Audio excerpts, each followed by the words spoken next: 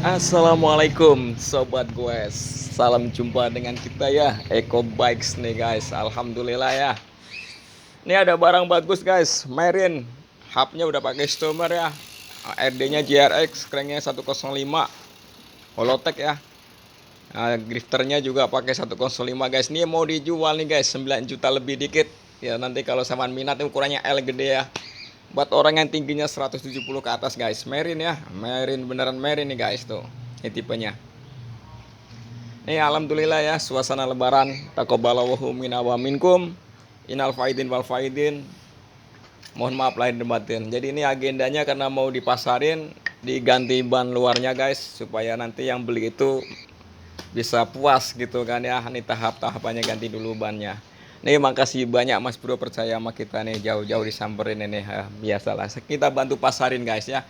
Yang minat-minat, yang THR-nya sisa ya nih, komen ya, Mas bisa nego nggak, nanti saya oper ke WhatsAppnya yang punya langsung ya, saya nggak nyaloin, langsung aja, langsung nego langsung berapa harganya gitu ya. Ya buka 9,5 juta guys ya, recommended lah kalau boleh dibilang. Oh iya nih, yang udah pada pulang kampung ya, sudah bagi-bagi THR ke keponakan, kiri kanan, tetangga, atas bawah ya, atas bawah ke atas ke bawah ya. Alhamdulillah rezekinya lancar ya. Nih yang kasihan ini saudara-saudara kita muslim yang ada di Palestina ya. Ya begitulah.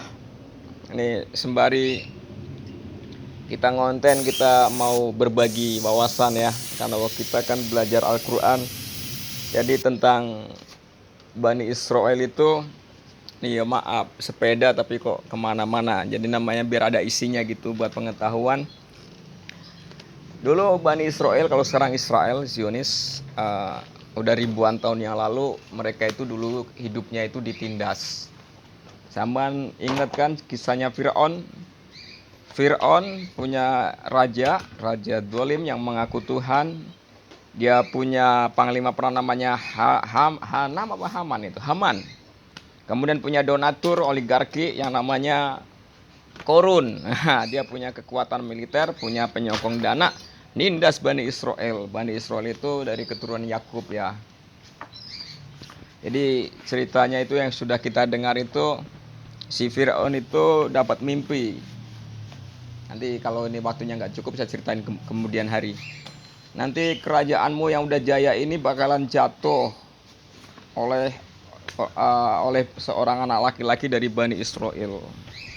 Akhirnya dia keluar undang-undang, dari keturunan Bani Israel yang ibu-ibu yang hamil, rumahnya itu langsung ditandain, dijagain, ada intelijennya. Kalau anaknya perempuan dibiarin hidup, kalau anaknya laki-laki dibanting, langsung digorok guys. Tuh, zaman dulu kayak gitu, habis ditindas. Ratusan tahun, lama banget itu. Kemudian singkat ceritanya, karena ibunya Musa takut anaknya ngapa-ngapa, dia sembunyi-sembunyi dalam kehamilannya. Kemudian dikintir ke ngerti gak sampean? Pakai dondangan bayi itu dihanyutkan di sungai Nil apa laut itulah. Ya. Akhirnya lewat belakangnya istananya Firaun. Singkat cerita, lucu banget kan? Lucu banget bayinya Musa ya. Kemudian namanya juga nggak ada anak kecil di kerajaan. Namanya seorang raja itu tetap kalah dengan istrinya. Lucu, akhirnya kan mau dibunuh tuh bayi Musa yang ditemuin itu. Kemudian oleh istrinya Fir'aun, jangan, ini lucu banget, kita rawat saja gitu kan. Nah, akhirnya dirawat. Fir'aun masih nggak percaya nih, anak beneran apa anak apa nih, coba kita apa, jangan-jangan kenapa, jangan-jangan punya firasat kan dia kasih itu mainan sama bara, suruh milih tuh si Musanya. Jadi kalau dia milihnya bara berarti anak-anak normal, jadi bukan anak siluman atau bagaimana gitu, singkat cerita gitu. Kemudian si Musa itu ngambilnya bara api, kemudian ditelan, makanya dia celat, singkat ceritanya demikian. Akhirnya dirawat sampai dewasa tuh. Terus skenario nya yang maha kuasa itu demikian kalau mau jatuhin rezim. Akhirnya Musa ngelawan Fir'aun karena bela kaumnya kan. Kaumnya itu Bani Israel. Kita nggak ngomong Yahudi ya, Yahudi bukan ya, Bani Israel. Kemudian ngelawan kan sampai ada hujan darah, hujan belalang ini dan itu kan itu. Kemudian kalau nggak salah nggak Bang? Lupa saya itu. Pokoknya ngelawan Firaun lah. Kemudian diusir, ya dibantai, diusir sampai belah laut, ya tah, dengan tongkatnya itu. Kemudian si Musa si Firaunnya itu tenggelam sama bala tentaranya habis. Si Musa selamat, ya tah. Selamat ya, kurang lebih ya kaumnya yang ikut Musa itu taruhlah 100 orang atau 100 keluarga lah gitu. Nah, setelah itu udah merasa aman, ya ta?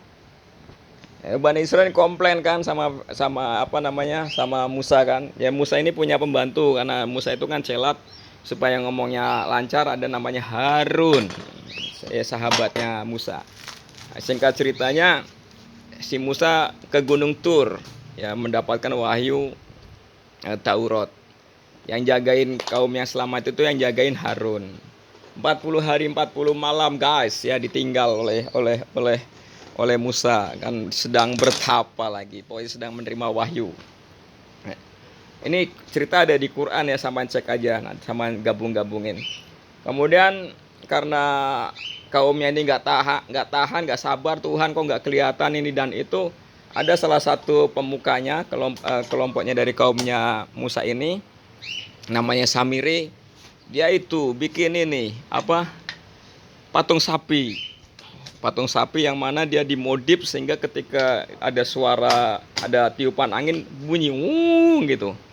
Sudah dikasih tahu oleh si Harun nggak boleh gitu, itu namanya musyrik syirik, karena musyrik namanya menduakan Tuhan, patung nanti disembah gini kan.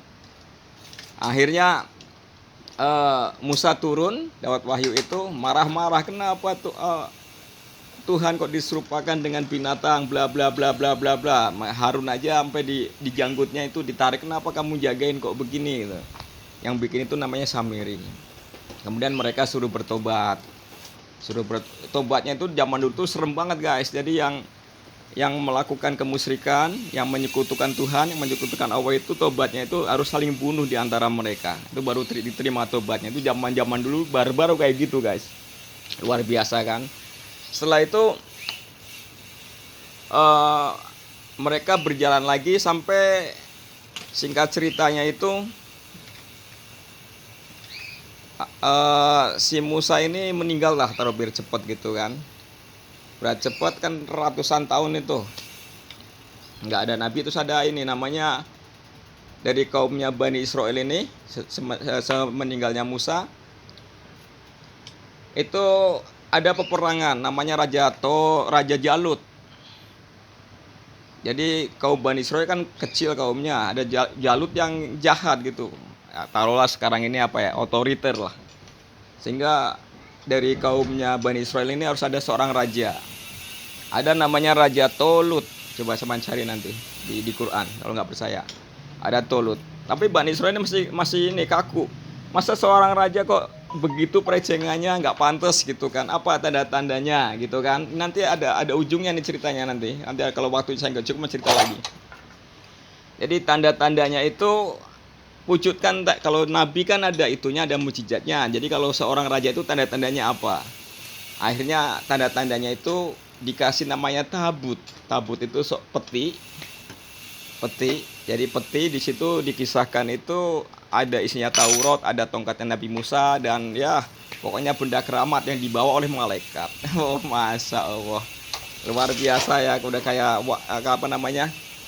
kayak film ya. Kemudian Raja Tolut itu mendapatkan tabut itu jadi kuat ya, jadi kuat, dan mereka mengakui bahwa Tolut itu menjadi raja dan harus ada tentara kan, diseleksi kurang lebih 300 orang. Kalau di Eropa Sparta lah ya ta? Hampir sama ceritanya kayak gitu. Jadi 30 orang apa 100 orang, 30 orang lah biar pokoknya sedikit lah jumlahnya. Dan ketika mereka itu melakukan perjalanan, pasukan itu melewat sungai. Jadi emang ini agak potong-potongan ya, namanya di Quran kan gitu. Tapi kita ambil hikmahnya aja. Jadi ketika pasukan itu lewat sebuah sungai atau danau, si Raja Tolut ini bilang, minumnya jangan banyak-banyak, secukupannya satu caukan doang. Kalau satu caukan itu nanti sampean kuat. Tapi namanya Bani Israel itu ngeyel kan. Ada yang minumnya banyak, ya banyak akhirnya menjadi lemes. Tuh. Yang minumnya satu caukan doang kuat ya. Akhirnya bisa perang dan bisa menang dengan Raja Jalut tersebut. Itu demikian. Masalah memang mereka itu kayak gitu. Ada juga kisahnya kalau Bani Israel itu saking ngeyelnya dikutuk jadi monyet. Ada kan? Jadi monyet. Jadi ini kita binatang kenapa kok diserumpapakan dengan monyet? Coba saman ke kebun binatang Talur Ragunan. Saman lempar makanan ke tempat monyet itu, dia ambil tangan kanan. Lempar lagi tangan kiri. Coba lempar lagi banyak tangan dua, gitu kan? Kemudian saman lempar makanan yang banyak pada sebelahnya temannya yang banyak. Makanan yang dia tinggal dia bakal ngerebut yang punya temannya itu. Nah kayak gitu Bani Israel guys. Tuh Masya Allah. Mereka sudah terusir. Jadi kalau diambil hikmahnya, ini kan sudah putus kan itu, susah ngurutnya lagi, harus belajar banyak untuk mengetahui itu. Kita loncat ke zaman Rasulullah ya. Zaman Rasulullah juga ketika dia pindah ke Madinah, di situ kan ada Bani Quraidah, Bani Yasrid atau apa itu. Mereka kan orang-orang Yahudi. Mereka juga berkhianat. Bahkan gini guys, yang namanya Farokoh, jadi ulamanya rohib namanya kalau Islam kan mubalek atau dai ya, tapi kalau mereka itu rohib itu seorang pendeta, dia ngerti. Jadi nabi yang terakhir itu tertulis di Taurat, tertulis di Injil. Makanya dari jalur Bani Israel kan jalurnya Ishak, Ibrahim, Ishak, Yakub dan sampai bawah tuh sampai Yusuf, sampai Isa. Ada Musa di atasnya itu ada Taurat, ada Injil, ada Zabur. Nah, situ kan ditertulis bahwa nabi yang terakhir itu akhir zaman itu Muhammad Ahmad. Ya, jadi yang orang yang ahli kitab yang ngerti itu dia nunggu ini. Makanya dia punya ada Muhammad apa? Dia udah nunggu tuh di sekitar Arab ya, dia bikin kelompok di sekitar Madinah. Ciri-cirinya dari orang Arab gitu kan. Dia tunggu. Ternyata yang ditunggu-tunggu itu Muhammad dari keturunannya Ismail. Patah arang dia guys, patah arang. Makanya sifatnya dengki. Dia itu ngerti, jadi ngerti Al-Quran itu benar. Jadi surga neraka ada, Muhammad itu Rasulullah ngerti. Tapi karena dia itu dengki dengan kenapa kok bukan dari keturunan Bani Israel gitu. Akhirnya mereka musuhi, bahkan ingin membunuh Rasulullah ya tah, tipu daya. Sampai mereka terusir kan ke Eropa ya tah, kalah perang tah. Singkatnya demikian. Sampai tahun 48 dia dikirim lagi ke Yerusalem ya, lewat Inggris yang menang perang dan Amerika guys. Tuh makanya sampai sekarang tuh kejadiannya ya. Makanya sampai jangan heran mereka kok udah gencatan senjata, kemudian mereka ngebom lagi. Mereka itu beraninya demikian, satu lawan satu sama Hamas nggak berani guys. Jadi dia bisanya pakai pesawat tempur canggih ngebom untuk fight, untuk tarung kayak perang Badar, rawani. Aslinya mereka itu pengecut, takut. Jadi takut. Kalau orang Muslim kan ya mati syahid. Luar biasa. Ini bagi serdadu kita yang orang Palang Merah yang ingin membantu Myanmar, Thailand, berangkat jihad fisabilillah guys. Luar biasa Mas Eko ya. Itu maaf ya, itu emang kenyataan sama dia. Ini agak potong-potongan, saya kan nggak baca ya, jadi cuma dari otak aja langsung. Sama kebenarannya saban cek nanti. Jadi saya lanjut lagi ceritanya nanti lain waktu. Ini guys, alhamdulillah sambil cerita selesai sudah ya. Ini harganya 9.500.000 guys. Ya murah lah untuk barang kayak gini, speknya bagus ya. Ini pengerjaannya di rumah Mas Eko guys ya. Ini nanti Mas Eko mau jalan-jalan ke puncak guys.